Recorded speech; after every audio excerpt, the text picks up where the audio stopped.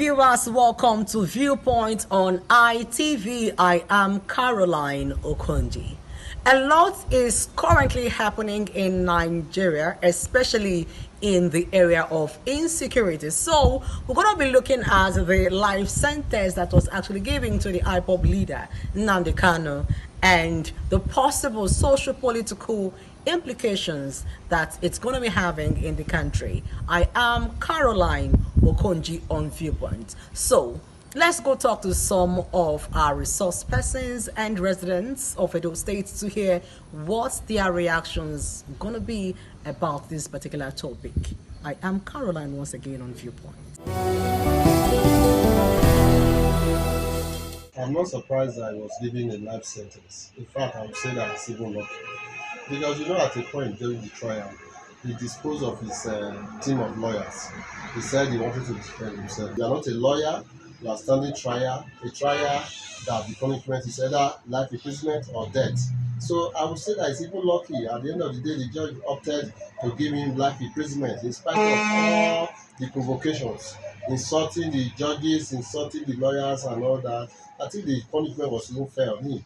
You understand? That's the way I look at it. Then if we are talking about the political implication, of course, one would have expected that the president, being that they've actually at times they try to talk peace with Boko Haram terrorists, they try to make peace with bandits that are busy ravaging the northern part of the country. One would have expected that he should have also been given an olive leaf to ensure that there will be peace in the east. Because whether you like it or not, he has thousands or millions of sympathizers that are in the east, especially in the east. Even around the world, you also have some people that are actually very sympathetic to whatever is agitating for, whether rightly or wrongly. So I would have expected the president to leverage on that issue by granting him that amnesty, just like the way they did to Igboho and Co. Because of course, at a point, those ones were also agitating in the western part of the country. He was able to give them, he was able to settle with them, just as we also had with men in the southern side of the south of the country. We also, Yaradua then, when he was alive, was able to grant them amnesty to ensure that there was peace there. Nobody was disturbing the pipelines and everything was going very fine. So I would have expected that this administration would have tried to leverage on that in order to create that enough peace in the east. Because as we are still talking, the sit-at-home order that they are giving is still very relevant, is still being enforced in some states in the east, like especially in Owerri, Imo State. They still observe it. In some other states, they also observe it. So people, even when you want to travel to the east now, you become very apprehensive because you know that you don't know what will happen because of that sit-at-home order and all that. So I felt that the federal government should have leveraged on that. But for him to have said he wanted to defend himself, we as lawyers, immediately he made that decision, we knew that there was nothing that was going to save him. Because no matter how you feel that you know the law, you cannot know the law like a lawyer. The lawyers would have been able to look at his the case that was presented by the prosecution and be able to raise a very good, robust defense, raise enough maybe probably discrepancies and loopholes in the prosecution's defense that would have warranted him being maybe being discharged and acquitted of this offence. But he opted to say he wanted to defend himself, that he never needed lawyers again, and this is where we are. Since the trial started, even when he has been convicted now, we have actually not seen an upsurge in the security situation in the east. So it seems as if people have also accepted that he has been convicted and nobody's saying anything. For now, I don't know. It's possible they might have plans to say they want to come out to the street, or to have plans to start demonstrating or maybe attacking government and government institutions and all that. Nobody knows. But for the now, it has actually not affected anything. It has not increased the insecurity in those regions more than where it was before. It has not at all. I want to say that the sentence given to Mazi Nnamdi Kanu the judgment itself and the sentence that followed from the judgment, they were very fair to him, very fair. Ordinarily, the law provides for death sentence for such an offense. So, but the judge, in his wisdom, decided to give him life imprisonment, which is still a subject of controversy in the legal sphere. Now, the question should be: did the judgment flow from the facts, evidence before court? And the answer that will follow is yes. When a prosecution closes its case, they've learned evidence as to how they allude or claim that a person committed an offense. It is the duty of that person to allow himself, by way of calling witnesses, to debunk what the prosecution has said. But what the defendant, Mazi Nnamdi Kanu, did was to choose, rather than defend himself, he chose to attack the court, was questioning the court at every point, challenging the court's authority over him. That's not how a trial proceeds, and the judge had no choice at that point but to bring his defense to an end, since obviously by that his action, he's saying that he doesn't have a defense. So the court in his wisdom brought his defense to an end and went ahead to move the matter straight for judgment, since there was really nothing to defend anymore. And when he was also asked to make a written address, rather than make written address, he brought a motion upon which he attached an address. It is that address the court now took as his further address in the matter. So the judgment itself, to me, is sound. Now, coming to the circumstances of security challenge in this country, whether that judgment will aggravate security challenge in this country, I will tell you, security situation in this country is already bad. So we should not, with this our fear of, if I take this step, security challenge will increase. If I take that step, security challenge, that is what has aggravated the security situation in this country. Each step we take, we are looking at, one person, every person, somebody must be offended. That's the truth. As a leader, you are not there to go and serve ice cream. Your job is to go there and deliver justice, no matter whose horse is God. If it is the Igbo man today, give justice to and against him where it's not necessary. If it's an Hausa man, do the same. If it's a Yoruba man, do the same. That is the only issue. The problem people are having is that while you are imprisoning and sentencing Mazi Nnamdi Kanu, you are begging and placarding the Fulanis that are and other tribes that are presently causing mayhem in this country, because we have seen them. Because people they try to say, the filmmaker that made the movie The Head wanted to just bring bad name to the Fulanis, but we see every day on social media the Fulanis, the headsmen, they celebrate their actions, and when you see the ones celebrating their actions in the bush, they are Fulanis. They will show you their captives in the bush. So if all the media space is filled up, TikTok is filled up with Fulani headsmen that are keeping people in captivity in the name of they are now in charge of security of this country. They are showing off how much they have decimated the security situation in this country. Then you say we should not talk about their tribe. We should talk about their tribe. Every tribe has bad egg and it should be dealt with as such. You should not look at the tribe's name. Now you talk about how the Igbos will react. The truth is, the Igbo man has suffered a lot in this country. I will not mince words in saying it. The Igbo man has suffered a lot. I was in Jos Plateau State in 2008 when the Jos crisis was at its peak. Igbo man suffered a lot. You know the painful part? When you will now go to the police station and the court, when you expect to see a large number of persons that were arrested, you will see them today that over 300 persons are in custody. Come next week, nobody is there. No trial takes place. It's as if we treat this security situation as if it's just two fighting. Two people fought yesterday. We just say, don't do it again. We pat them at the back and go home. People die. When somebody has died, it's not a case of two people fought. It's now a serious offense that must be dealt with all the importance attached to it. In America, one person went and killed somebody in front of the White House there.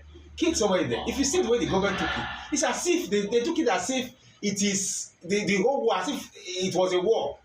They gave it all the seriousness required. But here, when somebody is killed here, we treat it as if it's foul that was killed.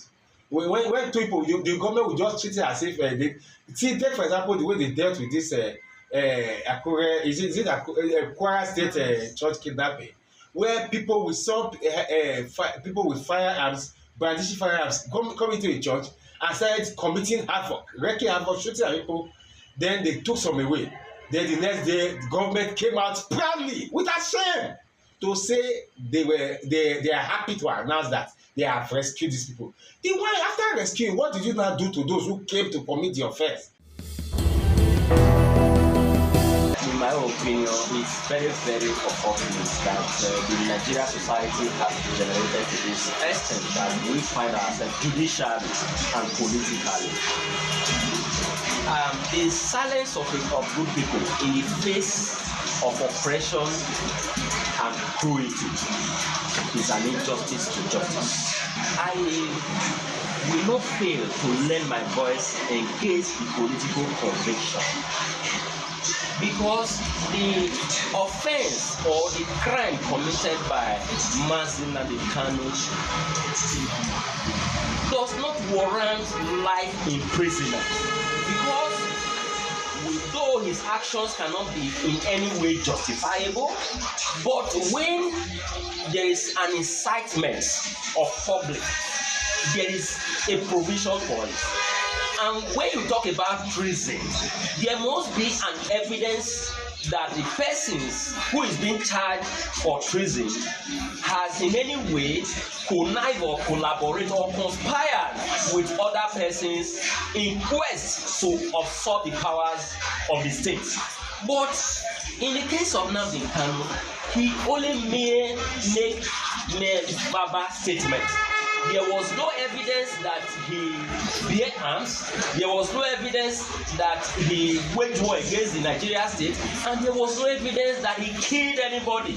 So why should he be sentenced to life imprisonment when we have seen recently that the so-called repentant Boko Haram who have killed, who have raped, who have kidnapped, who have waged war, who have committed genocide, we are being forgiven, so to say, by the Nigerian state and be infused into the Nigerian military formation. That's to say, they will grant presidential pardon. These are the persons who have openly killed, who have steal, and who have destroyed.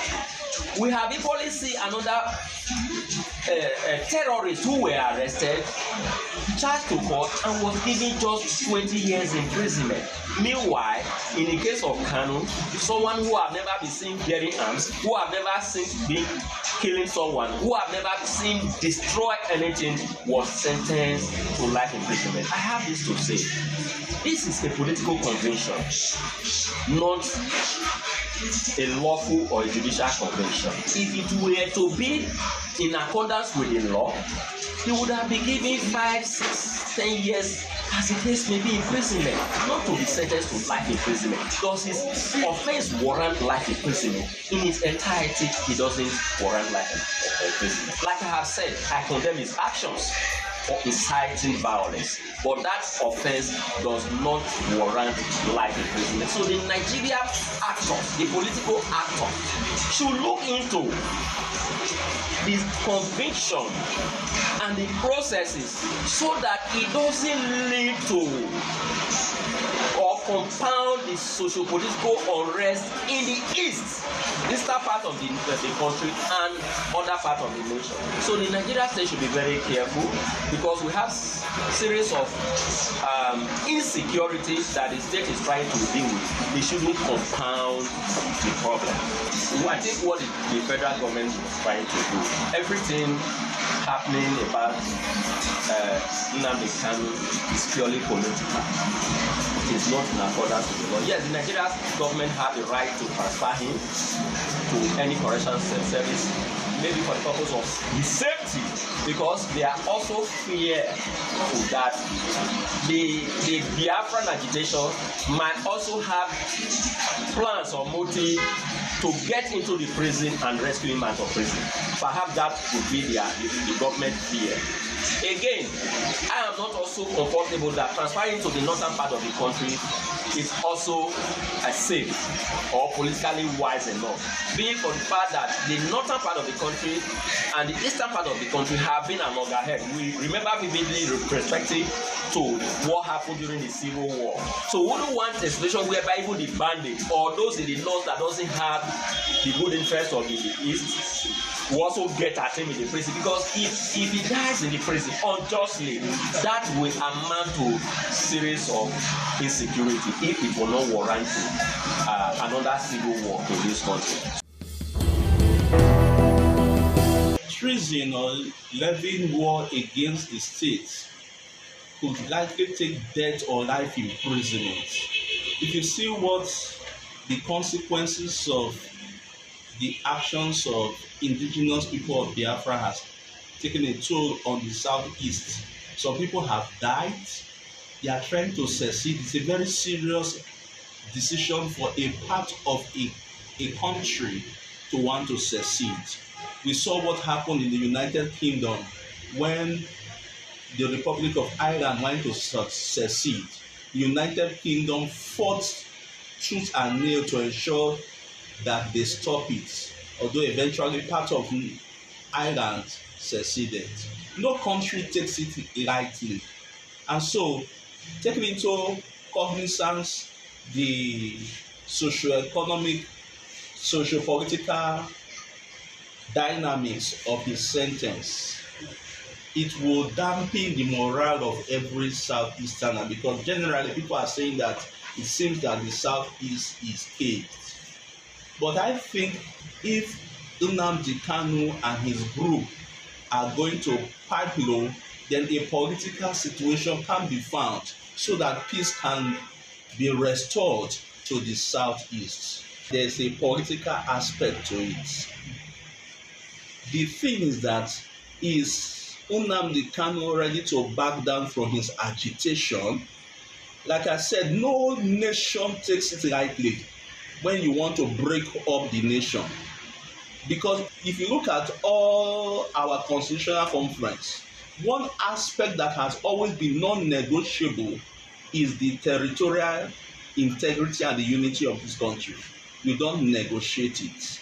And so we have fought a war before, and nobody wants a war. Even the Nnamdi Kanu that he's talking about, was he part of those who fought that war? Most of the people who are talking about the levying war against the state were not part of the war fought in the 60s. And I think that the East should reconsider warming up to the Federation and other regions, stretch their hands across the Niger and shake the Southeasterners and restore them back into the nation as friends, brothers, and co-partners in the building of Nigeria.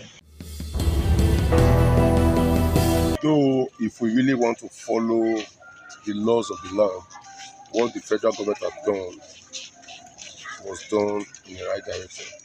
But we can also say that sometimes the hand the father used to beat the child is the also same hand to bring that child back to the body. What Nnamdi Kanu did, truly we can say it's wrong, because you cannot shout war in a country and don't also expect the consequence. People like related Abiola also suffer same fate when they declare themselves as president, because we are in a sovereign nation, we are in a nation where laws abide. So I think what the federal government did was done in the right direction. But can we say, is it not going to also affect politically? Definitely yes, you can't say no about that. The reason is because Nnamdi Kanu is a voice as we speak. After the demise of Odumegwu Ojukwu, Nnamdi Kanu became the voice that the Igbo people believe in. 60% of them believe in the cause of Nnamdi Kanu. So it's also going to disturb the political calculation from that angle. And taking him to the area where, to me, it's not also safe for the very just now, was also something done in the bad faith. But what will be their excuse is that if they put him in Kuje prison, it's going to be a sort of mecca where people come to visit him. That goes to tell you the type of person that has been arrested. For you to know that if you keep him here, that place is going to be a beehive of activities. It goes to show that person. So I think we will also come to the table of the president to beg, to have leniency, to beg, to say what he has done before can be seen and be forgiven. Because we are in a country where people slaughter, people kidnap, people kill people, show their guns, and nothing is done to those people. The same government that has given out the Kalu this fate will also say those people, we see those people and also negotiate with them, giving them mouth-watering excuses to make sure that what was done to these other people is done in bad faith. So to me, we must be transparent to ourselves. Nigeria does not live in a better tripod. We live in a place where some people carry AK-47s and they are negotiated with, and somebody else is seen with a knockout or a pistol, and the person is charged for illegal possession of firearms. So it's a country where the laws are for some people and the law is for some people. So to me, the federal government should see how best Nnamdi Kanu issue should be nipped on the bud, not to cause another worse off crisis in that eastern region. First and foremost, commend the judge for taking such a stand in such a very, very sensitive case. We all knew that the case of Mazi Nnamdi Kanu have lingered for this long. I think he was first arrested in 2015, and on and on and on, and the judgment came just a week or so ago. Be that as it may, I think I wouldn't want to belabor myself with the issue of cessationist agitation for states their own right of self-determination, which of course is a rule of customary international law, and it is also enshrined in the International Covenant for Civil and Political Rights of 1966. I think Article 1, Sub 3, that they have a right of self-determination, but there are laid down rules and procedure for that. I think the major charge against him was that related to terrorism on a 7-count charge, and we are looking at the Terrorism Prevention and Prohibition Act of 2022. Somehow, there are laid down penalties for the offense of terrorism, which of course I would say the judge was fair enough to follow such provisions of that law, even though Nnamdi Kanu was not actually charged under that Terrorism Act of 2022. But however, that would be another case for the appellate court to look into. Then, looking at the socio-political aspect, for now, it seems to be calm, but I am sure that by the time they go on appeal and the case begins to go otherwise, there's going to be a kind of uprising, especially in the southeastern part of Nigeria. And that may not augur well so much for the security aspect of our nation, especially now that we are grappling with the issue of Nigeria being a country of a particular concern by stating from the American president point of view. Of course, I will say here and now that there are so many windows still open for Mazi Nnamdi Kanu and for peace to also reign in the southeast. For example, I think there's a rumor making around that leaders, political thoughts, leaders from the southeastern part are trying to lobby the presidency if it can be granted pardon. I think if anybody is trying to question the position of the judge, why will he take such a stern position of life imprisonment? I will say that according to a very good jurisprudential school of thought, it said law can be defined as what the court says it is. So I believe the judge also follow that line of wanting to look at the law of terrorism and see that Nnamdi Kanu is given just what he deserves. I want to say here, as one who is abreast with the law to some extent by the grace of God, from the day he decided to defend himself, that he doesn't need the services of his lawyers, I think that was a very great error on his part, because the lawyers, they have the law at their breast, and they have a way of also using persuasive arguments to sway the courts. And I hope that he will learn from this, so that during appeal, he will allow his lawyer to take over the case. I think with this little, I can say, I hope that it will not escalate to a kind of uprising as regard to the issue of security, especially in the eastern part of Nigeria.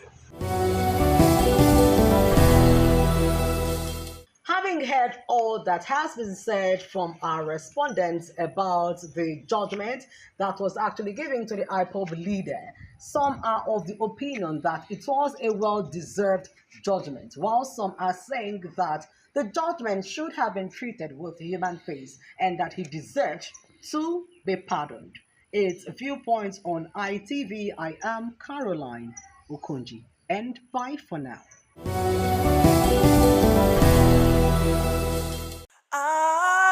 ITV, certainly the best.